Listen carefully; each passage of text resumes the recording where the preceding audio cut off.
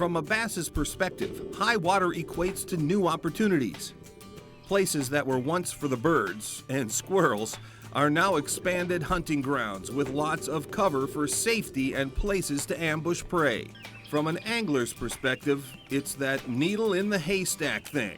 A daunting task of a whole lot of new ground to cover. Big bass. Yeah, that's a good one there. Look at that one. Oh, big, nice one. Nice. Oh, whoa, look, Two of them. there's There's two two of of them. With them. There's two of them. Oh, Another big largemouth. Yeah, look at that. Nice fish. I seen that other one. Come here. Look at that guy there. That's a good one. Come on. Look at that. There we go. Oh, look at that one there, Al. Oh, come here. Oh, man. He had a buddy with him. Look at that. That's a nice one. Right now, Al and I are on a lake that's actually about 3 to 4 foot high, and we're gonna look at strategies for catching both largemouth and smallmouth bass out of high water conditions. We'll get her back in the water. So many people would have the tendency to, you know, when you see those big fields of wood, to go flipping through there, but realistically, a lot of times the real key is to get back where you don't have so much inundated, flooded cover. You can actually access the fish with the, as you see here, the sharper banks, and where you're fishing directly on the hard bank is one of the real keys. In a lot of environments where you get real high water from rains or meltdown or something like that, the river itself turns really dark. And if you got creeks or feeder creeks coming in, they're pouring mud in. What we do in a lot of these conditions, you get to these dead-end coves with a lot of cover way back. And they're still kind of clear. This is some of the clearer water that we found. There's no runoff here at all. There's no creeks coming in, nothing to dirty this stuff up. And these are sometimes the kind of spots that are sitting and holding the largemouth. Smallmouth are a little bit different. Oh, got him, Jim. Feels good. Big boy. Oh. Oh, man. There you go. Oh, yeah. Nice one, Jim. Man. Come on, Mama. Was he way back there? Yeah. Way up on, way inside. There's another one of the big yells. Look at that. You mix some of these size blacks up back in here. We're so far back in on the lake that we're on and the system that we're on, there's nobody poking around back here. Spring is unquestionably the one time of year that anglers across the country face high water conditions.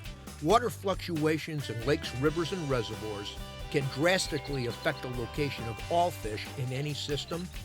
Today we're fishing a natural lake that is 3 feet above normal pool levels. Interestingly, the smallmouth bass that we usually find on main lake points at this time are now concentrated further back into the bays where we usually catch largemouth bass. A big portion of the largemouth are even further back into regions of water that is normally unnavigable.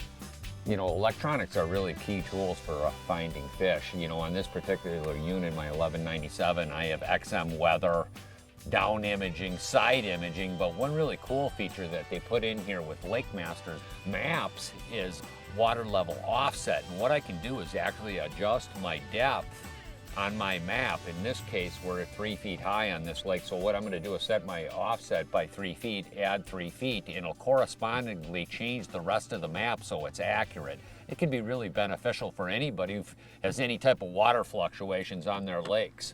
It's interesting when you get really high water conditions like this, even the smallmouth, which are normally in this body of water main lake related, have left that main lake. They know that those water levels are high. They know that there's water running in.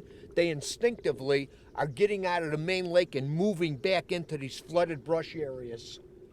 All the fish are doing that. The main lake areas that sometimes would hold fish that look so good, that's nothing. You got to get way back in these protected bays and be able to access. Rocks are a key point too, like we got some of these rock walls. But even the smallmouth are moving into largemouth water. That little pack of smallmouths there, I'm actually throwing that bigger jig actually. If there's a school of smallmouths here, we could actually slow down with some, the tube might be a better choice. We'll just roll around and go back through it again. This whole shoreline here is good. Now see, this all the way, the ledge is still out here, Jim. There's one. There's one. Oh, boy, they just hammered. Yeah. This actually makes sort of sense. What we have here is actually there's a little lip or hard, clean rocks and sand that sticks out off the tip of this point. But you can see all that flooded cover up on the point itself, and it's actually quite deep up in there. It's, 3 to 4 feet actually flooded way back up inside the trees and the brush. Boy, look at that. That's a chunky one. Boy, there's a nice school of smallmouths on this spot. Hey, for more detailed information or to purchase any products you've seen on this show, go to lindermedia.com. And thanks for watching.